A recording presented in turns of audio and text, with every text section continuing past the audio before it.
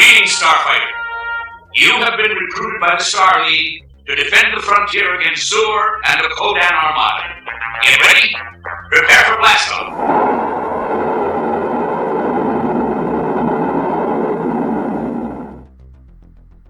The Rylan Gunstar from the Last Starfighter. Those of you who were kids in the 80s or alive during that time will remember this amazing ship. The 80s were the golden age of space sci-fi. With the success of Star Wars movies, many other space-based movies popped up. The Last Starfighter was one of the first movies to heavily use computer-generated animation. And although the movie is a not-so-serious, sometimes hokey space adventure, where an arcade video game turns out to be a training simulator and recruiting tool for one of the real elite space pilots known as the Starfighters. The design of the ship itself is extremely well thought out, bordering on very hard sci-fi. There's not a lot of information about this ship other than what's been seen on the screen in the movies, but we can extrapolate a lot of information based on just what we see. In short, I believe this space fighter is a better design for an actual space fighter than what is seen in any other sci-fi universe so far. Allow me to demonstrate. First, let's get the basics out of the way. Gunstars are about 20 meters long, respectable size relative to most fighters, maybe a little more than half the size of the Millennium Falcon. The crew consists of a navigator and a gunner. The navigator takes care of all maneuvers and piloting, and the gunner dedicates himself to actually running the weapons. The first thing to note about this ship is the deliberate and thoughtful placement of all the thrusters, and there are many thrusters on this ship. Just like in real-life spacecraft, the main thruster nozzles are angled outward slightly. This provides a stable thrust when moving on the forward vector. But it also has thrusters that can allow it to easily slow down, reverse, pitch, roll, bank, or a combination of all these maneuvers. This is a ship designed for maneuverability and powerful thrusts so that it can maintain space superiority when in a battle. This is why a separate gunner is understandably needed. The Gunstar is said to be armed with lasers, particle beams, and photon bolts. We'll start with the most obvious and most used weapon, the laser turrets.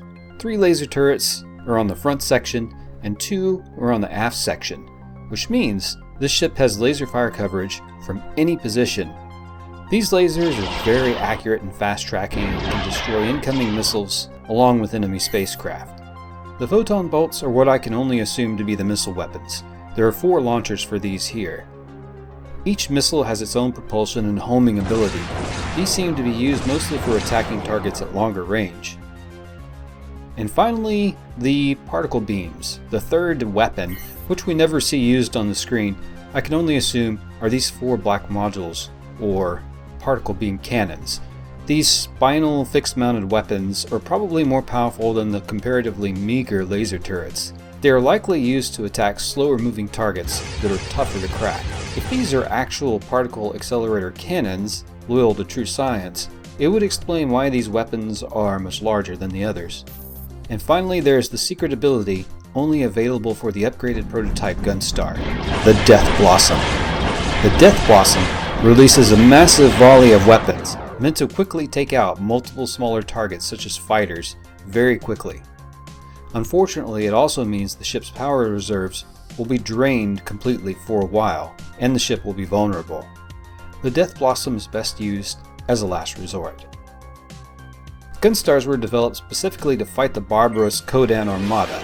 They were meant to fight larger numbers, and were designed as quality over quantity ships, requiring no mothership and with their own faster-than-light ability.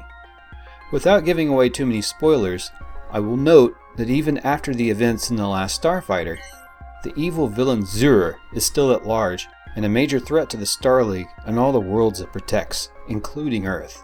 The Rylan Gunstars are certainly used again in this universe. Who knows, maybe we'll even see a sequel movie someday. If you remember this ship, say so in the comments. Also, do you think it could outfight ships in other universes such as Star Wars, Star Trek, Battlestar Galactica, Babylon 5, and other space sci-fi universes? Say why or why not. Also consider becoming a patron at patreon.com/resurrected to help support this channel, which tends towards quality over quantity and in a style to my knowledge doesn't exist on YouTube. Thank you for watching. Stay tuned for next time, Space Friends.